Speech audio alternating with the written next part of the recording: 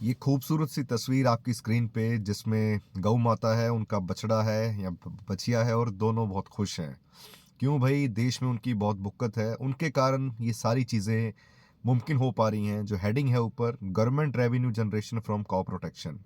गऊ को बचाने से क्या गवर्नमेंट का रेवेन्यू काउ स्लॉटरिंग, गौ हत्या से होने वाले रेवेन्यू को भी मात दे सकता है? जी हाँ दोस्तों, ये सारी के सारे कॉन्सेप्ट्स आपके पानी की तरह क्लियर होंगे और आप और एम्पावर्ड फील करेंगे ये जवाब देने के लिए जो ये कह के मजाक उड़ाते हैं, गौ हमारी माता है, हमको कुछ नहीं आता है। उस ये सब जानने के बाद वो भी कहेंगे कि जी हाँ, गौ हमारी माता है और इसी से हमको सब कुछ आता है। जो प्रीमियम डेयरी एक्सपोर्ट हैं, क्या उनसे कितना फ़ायदा हो सकता है? क्या ऑर्गेनिक मैन्योर जो जैविक खाद है और उसकी सेल से क्या रेवेन्यू कहाँ तक पहुँच सकता है? गौ स्लॉटर से गवर्नमेंट को क्या कुछ नुकसान हो रहा है? क्या गवर्नमेंट मतलब बहुत सारा लॉस झेल रही है इकोनॉमिक तौर पे? इको टूरिज्म रिसर्च ग्रांट आएंगी, ये सब क्या है? ये सारी मज़ेदार इन्फॉर्मेशन इस वीडियो में। दोस्तों बने रहिए अंत तक। नमस्कार दोस्तों, मैं हेमंत कुमार आपका स्वागत करता हूं आपके अपने YouTube channel study with Hemant पर। जो दोस्त नए हैं, मैं बताऊं कि रोज़ शाम को 7:15 बजे हमारी न्यू वीडियो आती है, तो जल्दी से चैनल को सब्सक्राइब कर दें, लाइक शेयर कमेंट ज़रूर करें, थोड़ा सा बढ़ने में हमारा भी सहयोग करें। दोस्तों आगे चलते हैं कल के होमवर्क टॉपिक पे, होमवर्क क्वेश्चन के साथ आगे बढ़ेंगे। ये मैंने छोड़ा था आपको क्वेश्चन नंबर 25 पे। Under the constitution of India, organisation of village panchayat is a, क्या है विलेज पंचायत के अंडर? कि ये विलेज पंचायत ऑर्गेनाइज करनी फंडामेंटल राइट है, फंडामेंटल ड्यूटी है, डायरेक्टिव प्रिंसिपल्स या क्या है? बिल्कुल अच्छे से पता है भाई, रट गया होगा पुराने स्टूडेंट्स को। और जो नए हैं प्लीज़ आप पार्ट 1 और पार्ट 2 इस टॉपिक का ज़रूर देखें, आपके कॉन्सेप्ट्स की क्लैरिटी मिलेगी। मैंने पहली वीडियो में पूरा सिर्फ कॉन्सेप्ट एक्सप्लेन किया है, आप ज़्यादा बेहतर को रिलेट कर पाएंगे। उत्तराखंड पीसीएस 2010 का क्वेश्चन था। Now question number 26 and first one of our this session. दो लिस्ट दी गई हैं, उनको मैच करें आपस में। Left hand side list one में आर्टिकल्स हैं, राइट हैंड साइड उनके सब्जेक्ट मैटर्स हैं। ए साइड है इधर लिस्ट वन में आर्टिकल 40, 41, 44, 48। राइट साइड है organisation of village panchayat, right to work, uniform civil code and fourth organisation of agriculture and animal husbandry. पशुधन को संभालना, खेती बाड़ी को विकसित करना और उसका मैनेज करना। तो दोस्तों 40 नंबर ऑलरेडी आपको याद होगा, मैंने पिछली वीडियो में बहुत बार मल्टीपल टाइम क्वेश्चंस आया था। विलेज पंचायत 40 के अंडर आती हैं। 41 राइट टू वर्क और 44 यूनिफॉर्म सिविल कोड और तो 1 2 3 4 ही इसका आंसर होना चाहिए। आई थिंक यूपी पीसीएस 2001 का क्वेश्चन है ये। Yes, A is the answer, 1 2 3 4। ये आपके सामने right to work, education and public assistance in certain cases, कि जो हमारे SC ST भाई भी हैं उनका उत्थान हो, जो 40 नंबर में आगे दिया है कि उनके लिए भी हम स्पेशल उनके राइट्स का प्रोटेक्शन करें, उनको सारी फैसिलिटीज़ मिलें। और ये राइट टू वर्क का आपका अधिकार है कि जस्ट ह्यूमेन कंडीशन में अच्छी जगह पे आपको काम करने का मौका मिले। यूनिफॉर्म सिविल कोड, जैसा मैंने बताया था कि जो सिविल रूल्स हैं वो सबके लिए सेम हों। जैसे शादी की एग्जांपल दी थी आपको कि भाई अगर शादी के बाद जो डाइवोर्स से लेके सारी और चीज़ें हैं वो धर्म के मुताबिक ना हो के कानून के मुताबिक हों, तो जैसे ट्रिपल तलाक की मैंने एग्जांपल दी थी, पुरानी वीडियोस देखें, कि पूरा का पूरा कॉन्सेप्ट कि कैसे ट्रिपल तलाक एक कम्युनिटी की महिलाओं को वंचित कर देता है उनके राइट्स के साथ।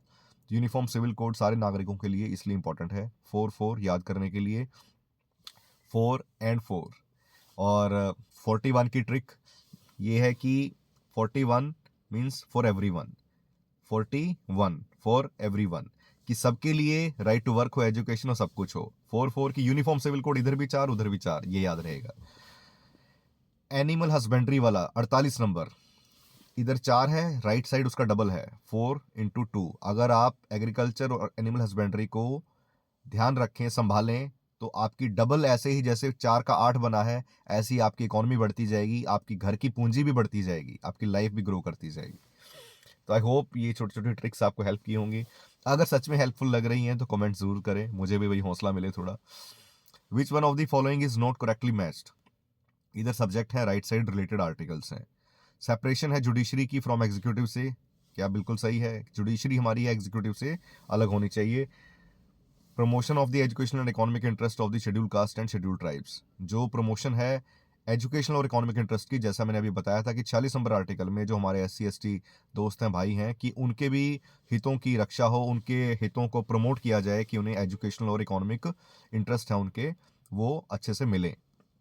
उसके बाद है the promotion of the cooperative societies. Cooperative societies का गठन कर सकते हैं, ये 43B में था। ए में था कि जो लेबर है वो फैक्ट्रीज की मैनेजमेंट में पार्टिसिपेट करे, उनकी भी भागीदारी हो, क्योंकि उनको भाई अच्छे से पता है रियल में कहाँ पे क्या दिक्कत आती है फैक्ट्री में काम करने में, उस ऑर्गेनाइजेशन में। और 43B में था कि कोऑपरेटिव सोसाइटीज़ बने, जैसे गांव में छोटी छोटी कोऑपरेटिव सोसाइटीज़ बनती हैं और वो लोग, गांव के लोग उनके मेंबर बनते हैं। कोई दूध की सोसाइटी है, वहाँ पे लोग दूध डालने जा रहे हैं, तो वहीं की वहीं एक रूरल इकोनॉमी रन हो रही है। एक दूसरे के सहयोग से, बिना गवर्नमेंट की ज़्यादा इंटरफेरेंस से वहाँ पे लोग सर्वाइव कर पा रहे हैं, बढ़िया ढंग से अच्छी इनकम जनरेट कर पा रहे हैं। The organisation of the village panchayat and enable them to function as the units of self government, कि विलेज पंचायत का गठन हो और उन्हें इनेबल किया जाए कि वो सेल्फ गवर्नमेंट की यूनिट, स्वचालक ऐसी सरकार, छोटी सी सरकार, वहाँ गांव की छोटे मोटे फैसले हैं, कोई मसले हैं, वहीं सुलझाए जाएं। छोटे छोटे टैक्स लगने हैं रेवेन्यू के, पानी के लिए और चीज़ों के लिए, वहीं इकट्ठे किए जाएं और वहीं वेलफेयर के लिए लगा दिए जाएं। तो एक सेल्फ गवर्नमेंट के तौर पे वहाँ पे रन हो विलेज पंचायत। आगे चलते हैं दोस्तों, ये 43B आ गया, सो इसलिए आंसर था इसका सी। नीचे दिए गए स्टेटमेंट्स में से, क्वेश्चन नंबर 28 की बात है, नीचे दिए गए स्टेटमेंट्स में से कौन सा करेक्टली मैच नहीं है। A39A, equal justice and free legal aid, बिल्कुल सही है जी। नीचे देखिए एक्सप्लेनेशन है, बिल्कुल सही है। और नहीं भी है, मैं फटाफट आपको बता दूं, 39A जो लीगल एड है, जो जब भी देखिए आपको कमज़ोर पक्ष है समाज का कि उनको टोटली फ्री लीगल एड दी जाती है, आप अपना बचाव करने के लिए सरकार आपको वकील भी देगी, तो सारी बराबर जस्टिस मिलेगा, इसमें कोई भेदभाव नहीं मिलेगा।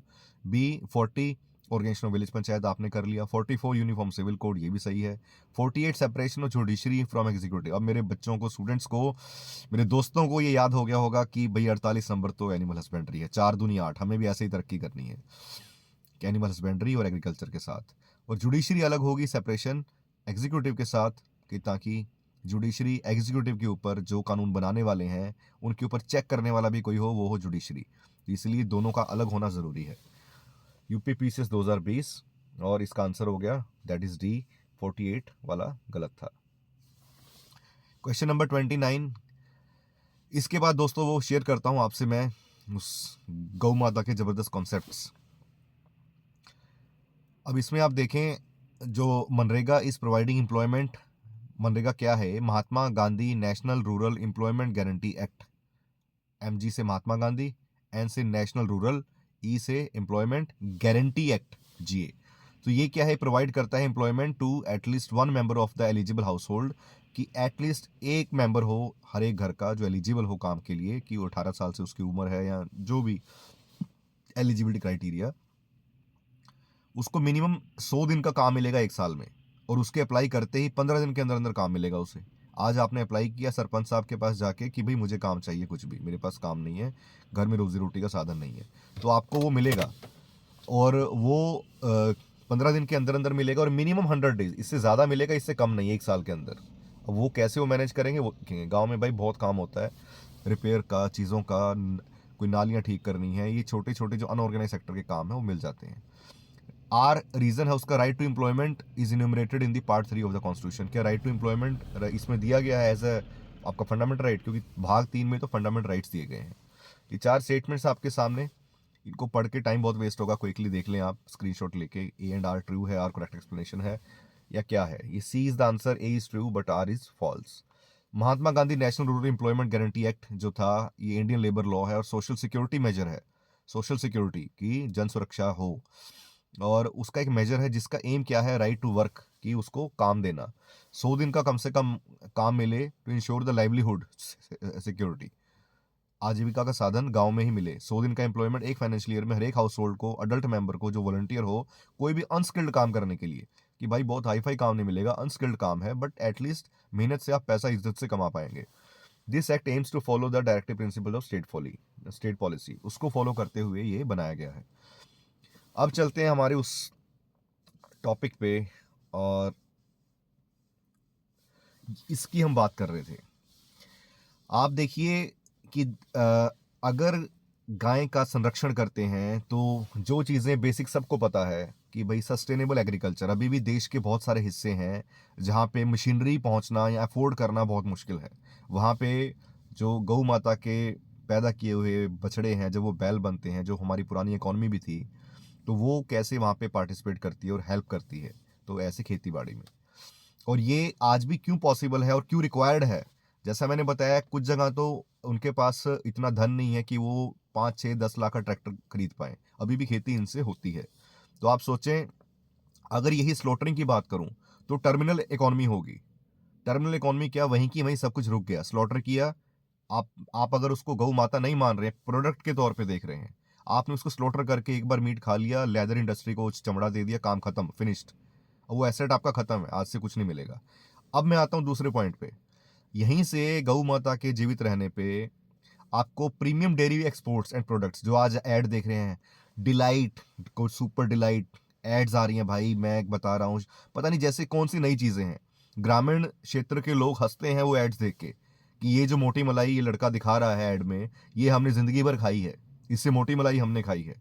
उसको निकाल के लड़कियां, it is so fatty, do you know, it is so nice, it is so creamy.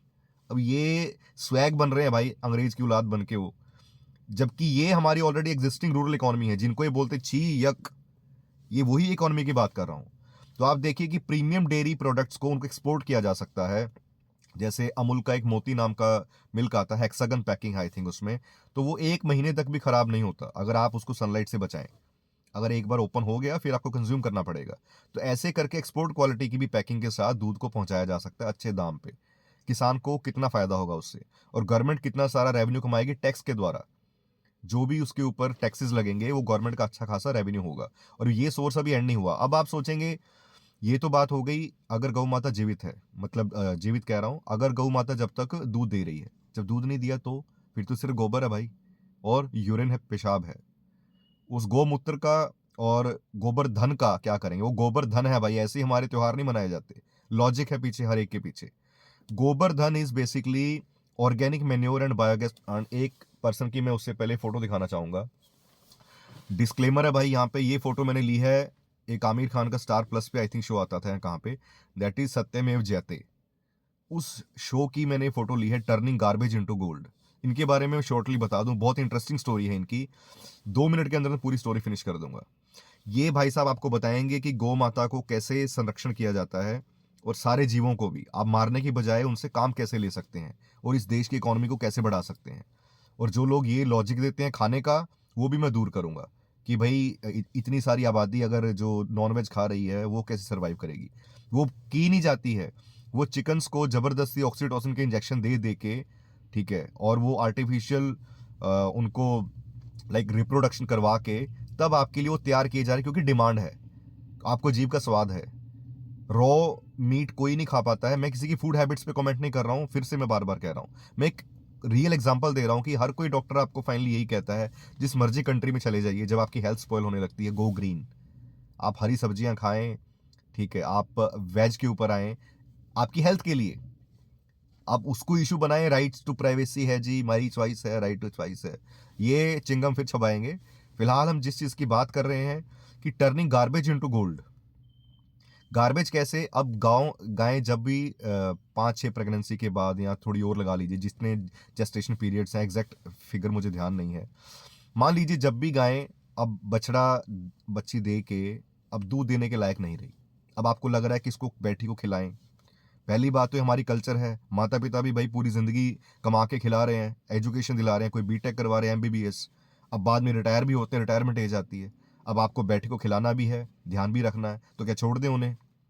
कि जब तक उनसे कुछ मिल रहा था तो ठीक है, जब मिलना बंद हो गया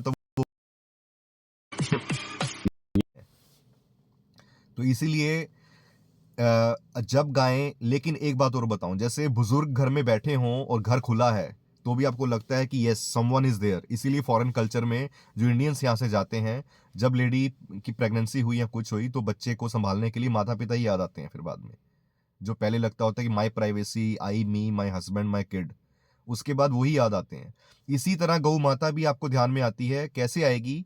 अगर आपने, इस इंसान ने क्या किया है, इस इंसान ने सारी शहर की जो, मान लीजिए 15-20 गायें इनको मिली, एक शेड बनाया इन्होंने, वहां पे रख के उन गायों को, उनका काम है भी सिर्फ और सिर्फ खाना खाना और गोबर देना। खाना भी क्या है, सब्जी मंडी जाते हैं, अपना ट्रक भेजते हैं कुछ लेबर को साथ लेके, और वहाँ पे वो सारे जो सब्जियों के पत्ते छिलके खराब होने से पहले, गलने से पहले उठा के लेके आए, वहाँ पे डाला इन्होंने, और जाके एक गाय को 30-35 किलो के करीब डाल दिया। दिन में 4-5 चक्कर ट्रक के लगते हैं सब्जी मंडी में जाके।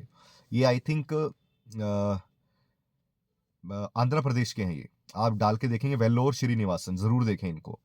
तो आप देखिए ये क्या करते हैं, उनके बाद वो कहते हैं कि अब रिटायरमेंट लाइफ है, आराम से खाएं, पंखे के नीचे आराम करें, शाम को बस गोबर दे दें। उस गोबर को ये जो गोबर गैस प्लांट है, बायोगैस प्लांट, उसमें डालते हैं, उससे गैस बनती है। उस गैस से जितने लोग वहां पे कर्मचारी काम कर रहे हैं उनका खाना बनता है, और वो नीट हाइजीन गैस है, कहीं बेहतर एलपीजी से। एलपीजी का खर्चा बचा, गवर्नमेंट के ऊपर जो लोड आ रहा है वो बचा, सब्सिडीज के पैसे बचे।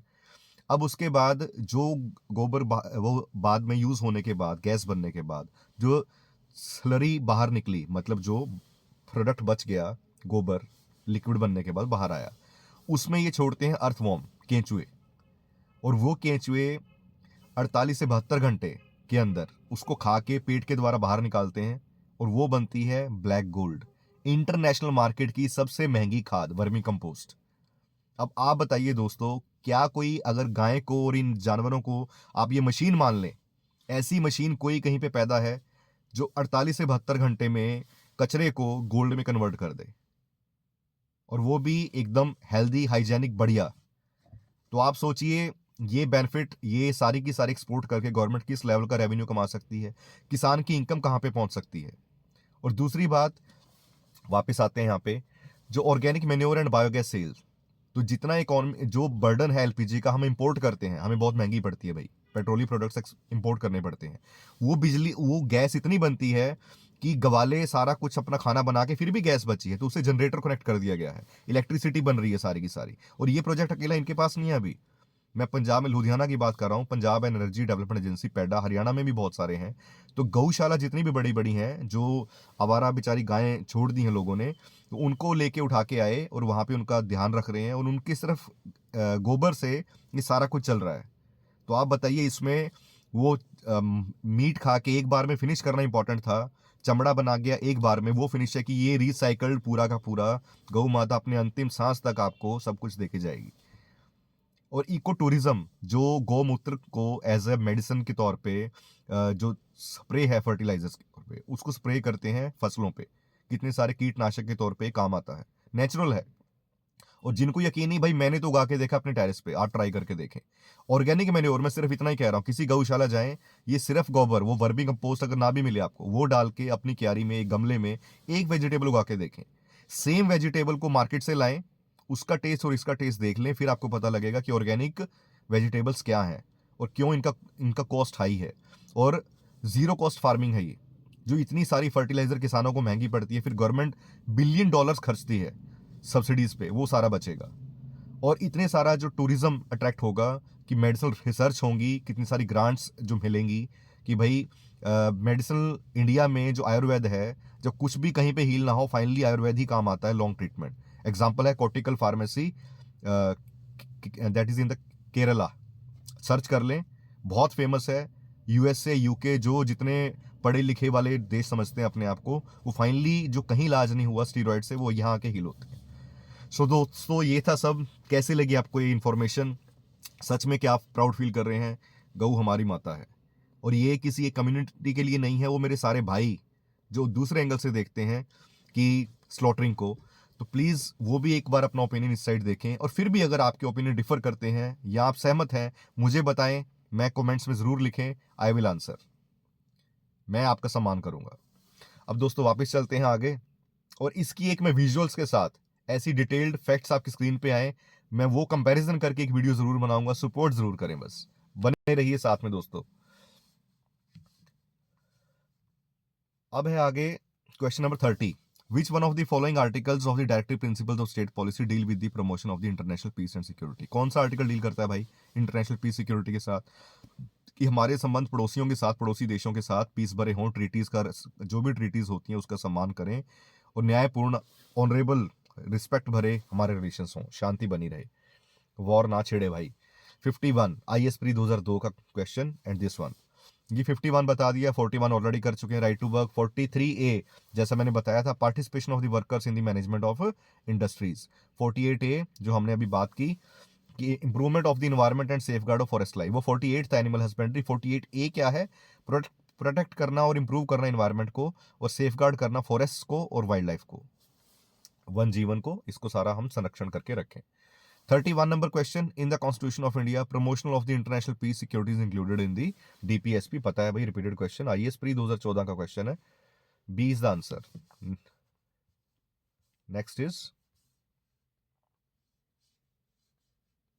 जस्ट अ मिनट,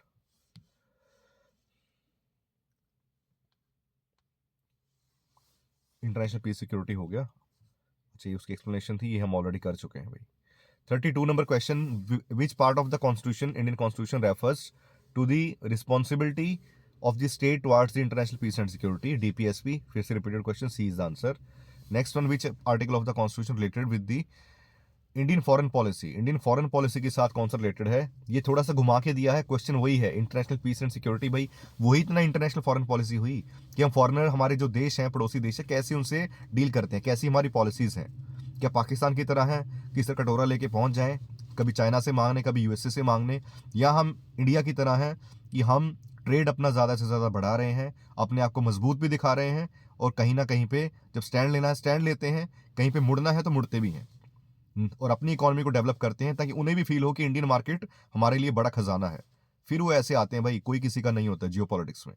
सो इसीलिए प्राउड ऑफ योर कंट्री।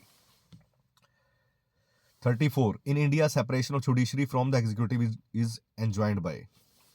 देखिए, सेपरेशन जुडिशरी मैंने बताया, DPSP, repeated question. Next move on, question number 35, which article of the constitution of India has provision of participation of workers in the management of industry. अभी अभी हमने किया था कि workers जो मैनेजमेंट है इंडस्ट्री की, उसमें भागीदारी लें, पार्टिसिपेशन करें, ये प्रावधान दिया गया 43A के अंदर।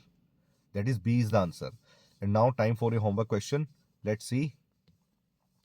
ये एक्सप्लेनेशन ऑलरेडी हमने किया, और ये प्रोविजन कब ऐड किया गया था? 42nd amendment act 1976। अगली वीडियो में वो सारी अमेंडमेंट्स भी कर लेंगे, 4 अमेंडमेंट्स जो हैं उनका एक चार्ट बना के आपको दूंगा, स्क्रीनशॉट रखें।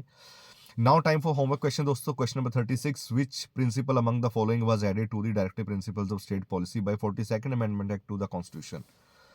कि कौन सा प्रिंसिपल ऐड किया गया था डायरेक्टिव प्रिंसिपल्स में 42वें संशोधन 1976 के द्वारा? A, equal pay for equal work. B, participation of workers in the management of industries.